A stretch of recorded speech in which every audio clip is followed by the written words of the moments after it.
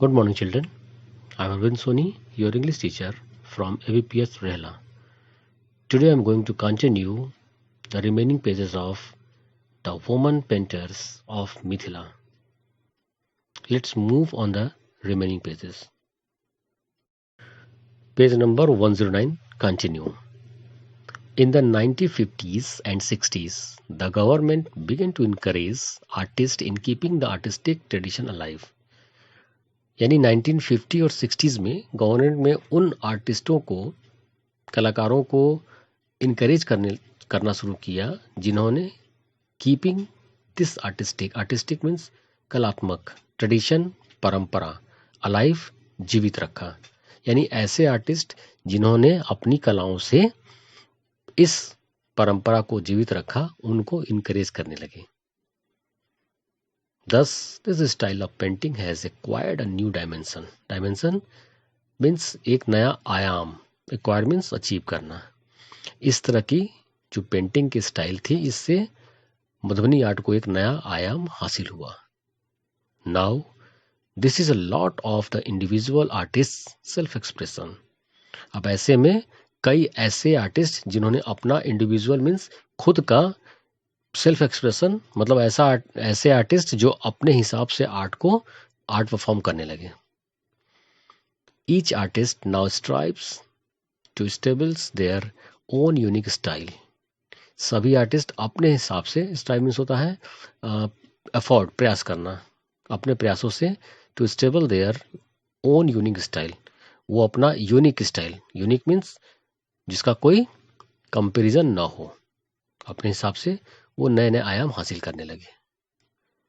With the passage of time there are other differences as well. जैसे समय बीतते गया, इसमें कई तरह के परिवर्तन भी होते रहे। Traditionally they were done on wall. Traditionally means परंपरागत तो वो दीवालों पर बनाते ही थे। On paper mache means an art style where paper is mixed with glue and water to create sculpture etc. मतलब पेपर के थ्रू एक स्कल्पचर बनाना, वो भी इसमें आर्ट फॉर्म में आने लगा। और ऑन सीट्स ऑफ पेपर यानी पहले जो उनका ट्रेडिशन था, वो दीवालों पर, अपने घरों के दीवालों पर वॉल पेंटिंग करते थे। वो तो परंपरागत तो है ही है, उसके अलावा पेपर का भी और शीट पे भी बनाने लगे। But today because we in the cities demand it, शहरों में अब इसकी डिमांड भी होने लगी है। Mithila paintings with their sweeping lines means हो गया क्लियरिटी, मतलब इनकी जो लाइनिंग होती है वो बिल्कुल साफ सुथरी होती है। And bright colours crop off the clothes at craft bazaar, यानी जो इनकी आर्ट कही है बिल्कुल क्लियर, साफ सुथरी, ब्राइट कलर्स, चमकदार रंगों से, crop off on clothes at craft bazaar, इनको कपड़ों पर उतार के क्राफ्ट बाजार में ले जाया गया। On greeting cards and pen stands, things that the villagers of Mithila would never dream of using. यानी उनके आर्ट फॉर्म को कपड़ों पे, ग्रीटिंग कार्ड्स पे, पेन स्टैंड, ऐसे मतलब चीज़ों पर उनकी आर्ट जो है वो छपने लगी। That the villagers of Mithila, जिसकी कल्पना जो मिथिला के गांव वाले हैं वो कभी नहीं कर सकते। नेवर ड्रीम ऑफ यूजिंग, इस तरह का जो यूज है, ऐसा करने का वो सपने में भी नहीं सोच सकते थे। During the late 1960s and early 1970s, some women from the region were invited to Europe, Japan, Russia and the United State where they represented India in culture fairs and exhibitions.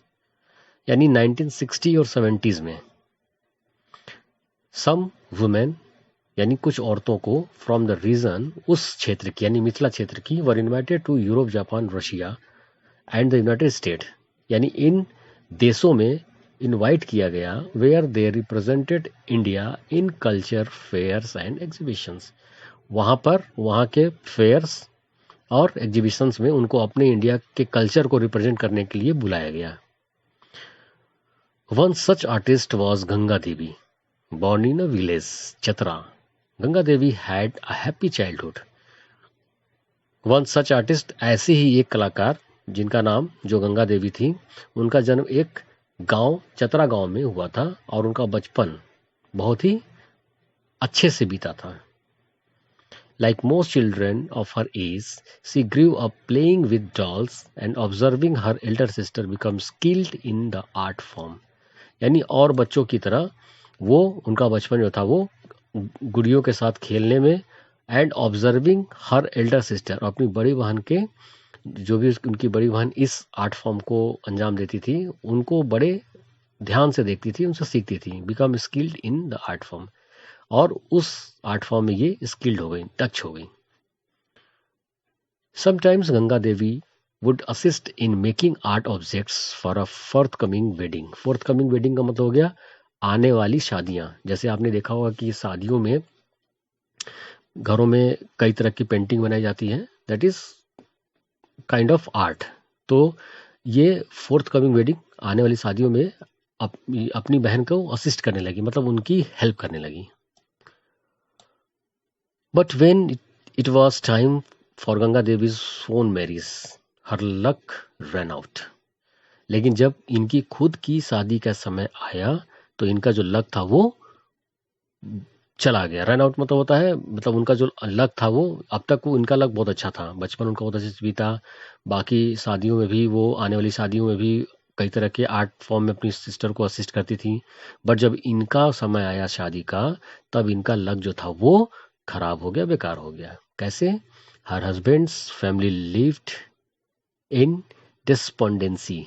Despondency means a state of low spirits from loss of hope और courage. मतलब एक ऐसी बीमारी जिसमें कि उम्मीद, कहते ना, उम्मीद छोड़ने लगता है, होपलेस हो जाता है।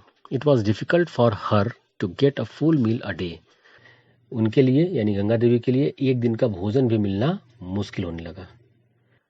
Ganga Devi was anxious and disheartened. Disheartened means होता है डिसअपॉइंट, निराश होना, उदास होना। एनेक्सस मीन्स चिंता।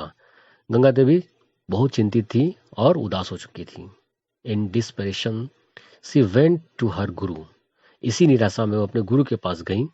हर guru advised her to take up commercial painting. उनके गुरु ने उनको एडवाइस किया कि तुम कमर्शियल पेंटिंग का मतलब होता है ऐसी पेंटिंग बनाओ जो बेची जा सके, उससे तो कुछ इनकम हो सके। Soon Ganga Devi's diligence and talent were recognized.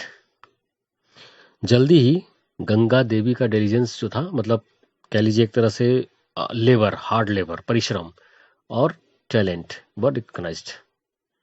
सभी लोग उसको पहचान गए, मतलब उनकी मेहनत को पहचान मिली। With in a year of painting Ganga Devi receive the national master craftsman award. यानी एक साल की ही पेंटिंग में गंगा देवी को नेशनल मास्टर क्राफ्टमैन अवार्ड से नवाजा गया। The award brought her some income and some international fame. हालांकि इस अवार्ड ने उनको कुछ इनकम भी दिया और इंटरनेशनल फेम भी दिया। She was sent by the Indian government to participate in an exhibition in Moscow. Moscow it's a capital of Russia. यानी इनको भारतीय सरकार ने मॉस्को में एग्जीबिशन में पार्टिसिपेट करने के लिए भेजा। There she saw a hotel with electric lights, restaurant and elevators. वहां पर उन्होंने, सीज गंगा देवी, मॉस्को में उन्होंने क्या देखा? होटल विथ इलेक्ट्रिक लाइट्स, ऐसे होटल जहां पर इलेक्ट्रिक लाइट थी। Restaurant and elevators, elevators means lift. Her mind was live with all the strange scenes she had seen. उनका हर एक चीज उनके लिए तो बिल्कुल अजीब था, क्योंकि गांव में ये सब चीजें नहीं थी। तो सारी चीजों को देख करके स्ट्रेंज सीन उनके लिए स्ट्रेंज सीन था। The people she had met and she needed to record all her experience on paper. अब जिन जिन लोगों से मिले, जो जो चीजों को देखी, हर चीज उनके माइंड में रिकॉर्ड था, और वो इस एक्सपीरियंस को, एक्सपीरियंसेस ऑन पेपर, मतलब इनको वो एक पेपर पे उतारना चाहती थी, मतलब वो एक बुक लिखना चाहती थी। As with the other Mithila painters, जैसा कि दूसरे जो मिथिला पेंटर्स थे, गंगा देवी ड्रू इंस्पिरेशन, उनके लिए गंगा देवी एक इंस्पिरेशन थी। For her paintings from the activities, उनकी जो पेंटिंग थी और एक्टिविटीज़ थी वो एक दूसरे पेंटर्स के लिए इंस्पिरेशन बन गई थी. She saw around her as well as from the rich store of folktales. मतलब उनके पास रिच स्टोर मतलब फोक्सटेल मतलब लोक कथाएं and legends in Madhubani. Legends means दंत कथाएं. इनके पास रिच स्टोर हो गया मतलब कई ऐसी कहानियां उन्होंने लिखी. With the money provided by the Master Craftsman's Award, she brought a farmland. जो पैसे उनको मास्टर क्राफ्ट्समैन अवार्ड से मिले थे उससे उन्होंने एक फॉर्म खरीदा. Her success had led scores of other women to paint.